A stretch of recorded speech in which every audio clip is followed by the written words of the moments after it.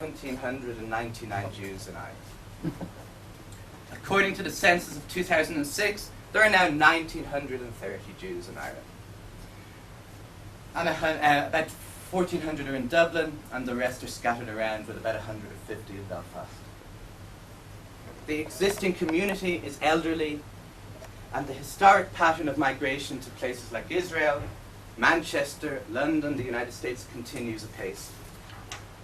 Primarily by young people looking for partners or following their career, and then their parents follow them on afterwards. That's the most common pattern. But what you also see in the last 5 or 6 years is a rise in the Jewish population of Ireland by about 8%. So obviously, if you've got an elderly population and the established community are leaving, what you have is people filling the vacuum. And these are the new Jews, the economic migrants to Ireland, who have been attracted by the Celtic Tiger economy.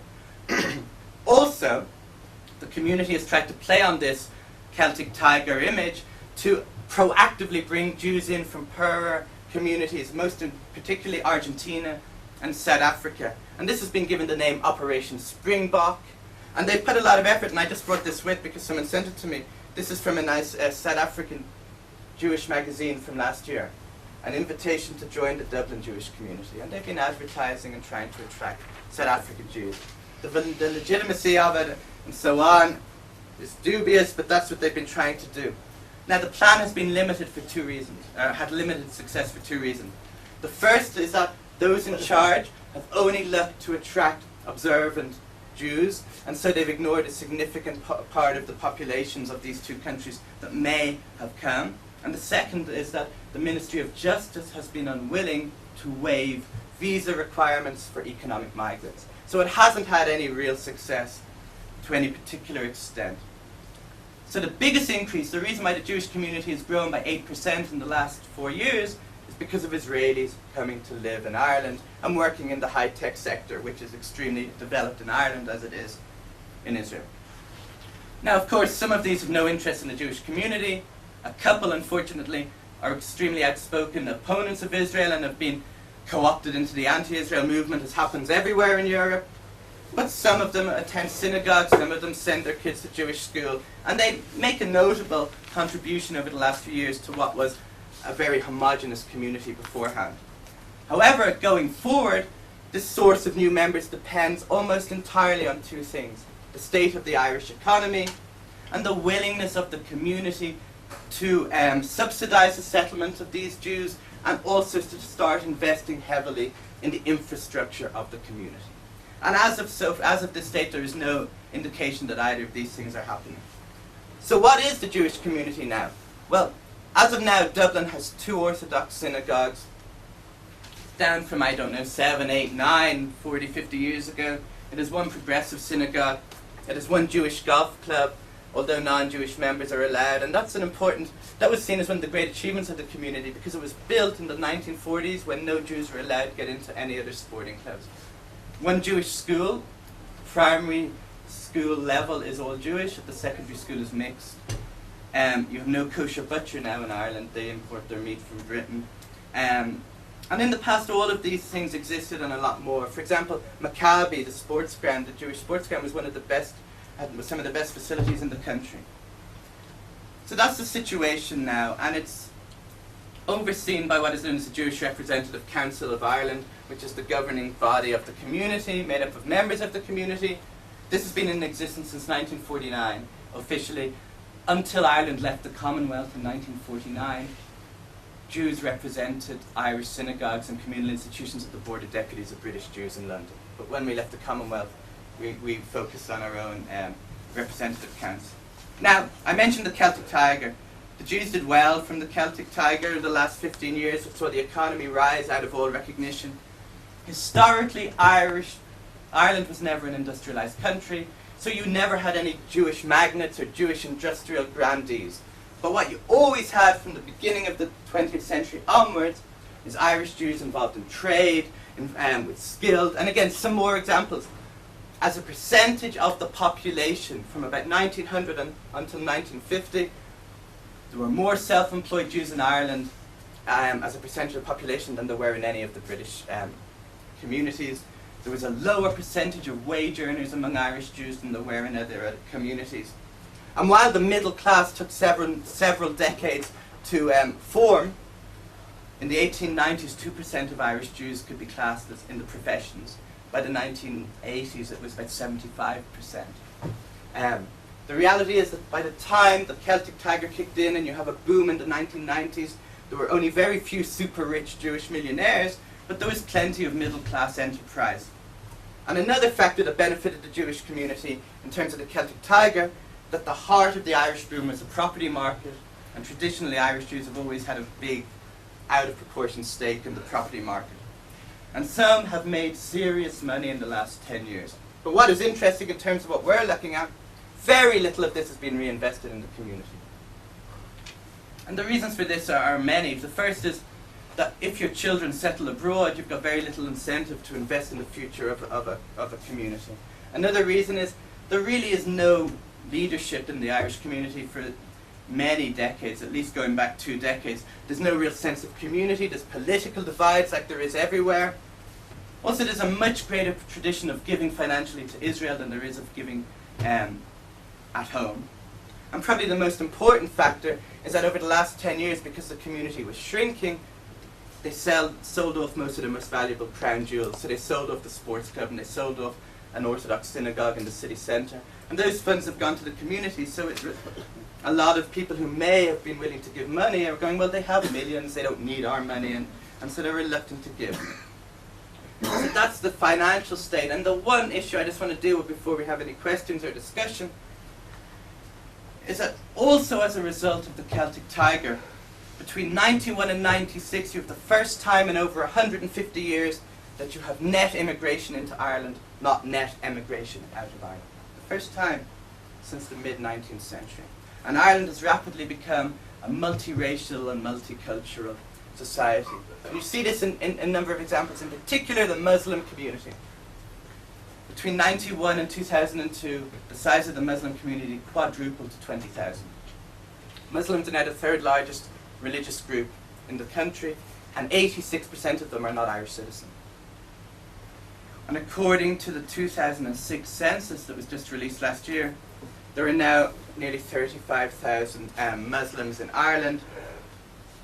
Absolute terms, not a huge amount, but that is a 70% increase since 2002. So you have a rapidly growing community.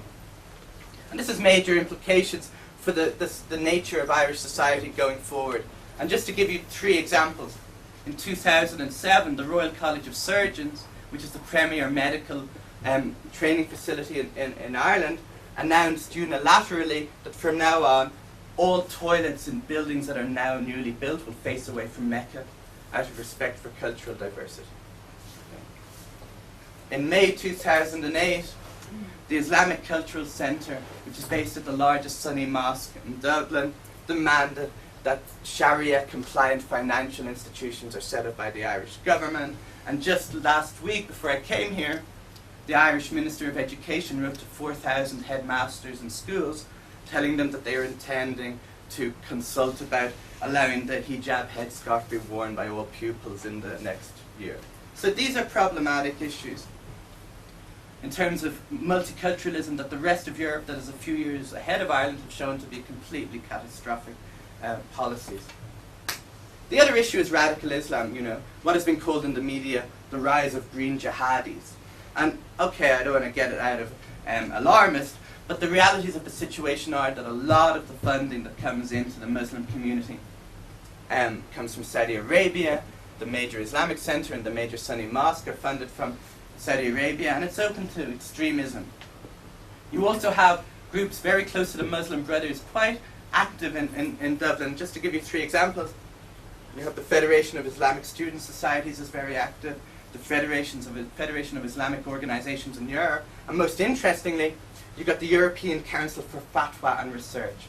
Now this was founded by Yusuf al-Qaradawi, the Egyptian cleric, extremely controversial, in 1997, and it is permanently headquartered in the Islamic Cultural Centre in Dublin.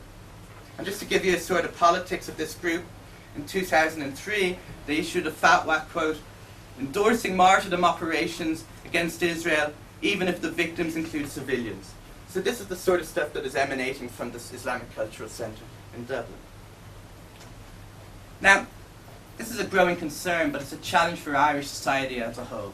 Money laundering, a transit base to Europe, radicalisation, forgery. There's been a number of police interceptions of major Islamist forging operations based in Ireland. But if it raises general problems for the country, it raises particular problems for the Jewish community. Because the Islamicisation of politics is not good for Jews wherever it occurs.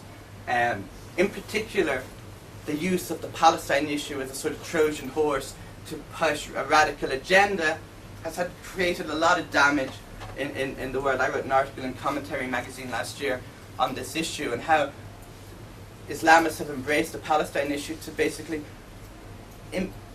influence significantly the political agenda in places like Sweden and other places.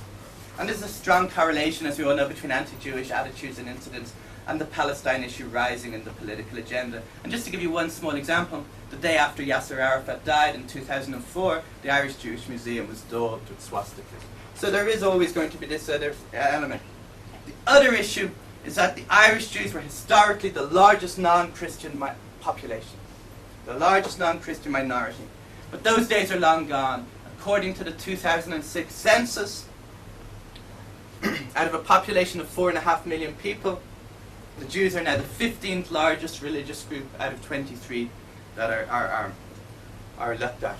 So we're behind the Orthodox Christians, who are 6th, Buddhists, who are 9th, Hindus, who are 10th. Even there's more Jehovah's Witnesses in Ireland than there are Jews. The good news is we're ahead of the Quakers and we're ahead of the Baha'i. But for how long, who knows? Now, in 1937, the Irish Constitution gave the Jews, as the largest non-Christian minority, special rights and special protection, and it was actually unheard of, written into the Constitution. But our further marginalisation in demographic terms, understandably, is going to challenge this position and could really mark the beginning of the end of our relevance on a national level. And, you know, we can discuss this final point I'm going to make now. All of these things are challenges and all of these things are very worrying. But the greatest problem we face in Ireland as a community, and why we're really at a crossroads now, is that we have plenty of money, good quality of life across the whole of society. In 2006, The Economist did a league table of the best places in the world to live, and Ireland came first on the basis of the criteria that they were measuring it by. So it's an attractive place, and it's a well-off place, and it's a stable place, and it's a relatively safe place. But what we do not have is any leadership. I would say there is a dearth of leadership in the community, and there has been for decades. Those who take it upon themselves to run the community are stuck somewhere in the 1970s, and that's being kind to them. And they're not up to dealing with either the challenges or the opportunities the 21st century Ireland presents. And so in those terms, and we can discuss it if you like, the future of a community that between 1900 and 1950 was built from scratch by what Max Nurek, who was later the Israeli ambassador to Australia and born in Ireland, what Max Nurek called an incomparable generation of Litvak Jews, who came with nothing, came with no language, and built up a thriving, prosperous, stable community. Those days are over, and that's the community that the 250 people turned up in May to discuss. The way things are going now, I doubt it's very likely that in 150 years, anyone will be bothered to come and discuss and look at the historical achievements of the Jewish leadership in the 21st century. So in those terms, I would say that the future is bleak, not because of lack of opportunity, but because of a lack of leadership. And that's where I'd like to end my presentation. So thank you very much.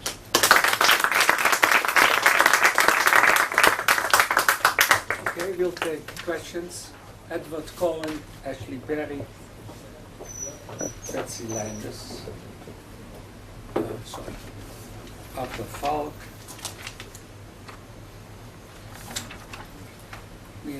Justice Weider, Miranda Jones, Howard Wijsband, Alon van Dam.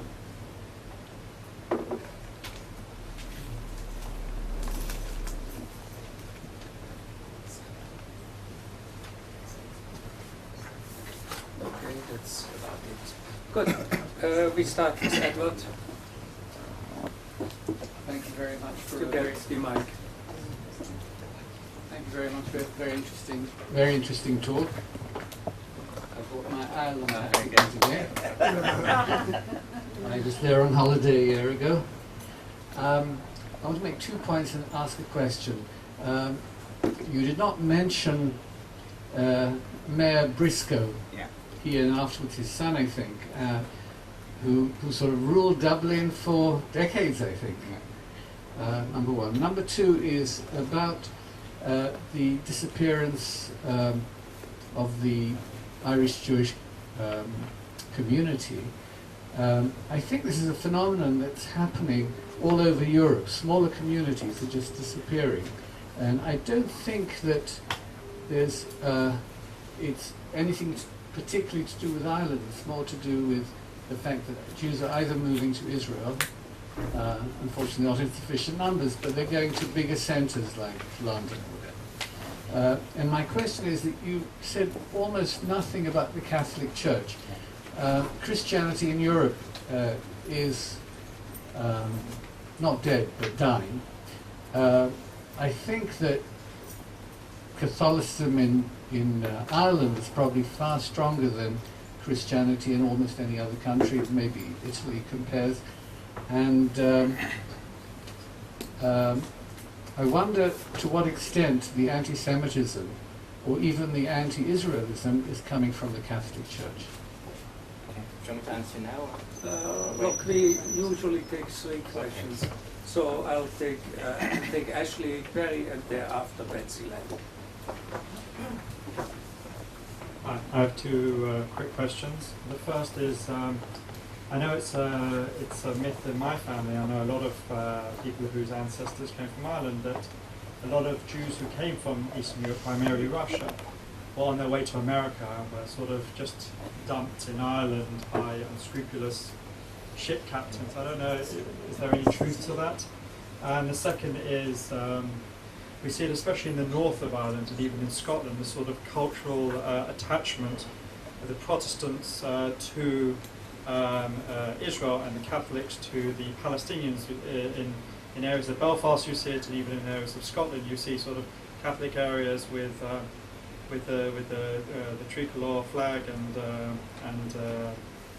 next to the Palestinian, and the Protestants the Unionist flag with the Israeli. Do you find that in the Republic of Ireland that there's also sort of more sympathy to Israel from the Protestant community as opposed to the Ireland? Do we find that sort of cultural affinity as opposed to sort of an intellectual affinity in Ireland itself? And maybe even to talk a little bit about this. Okay, third question, Betsy. Mike is coming.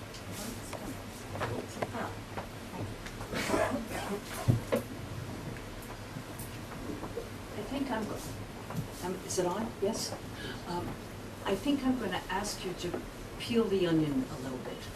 I think perhaps the last questioner did also.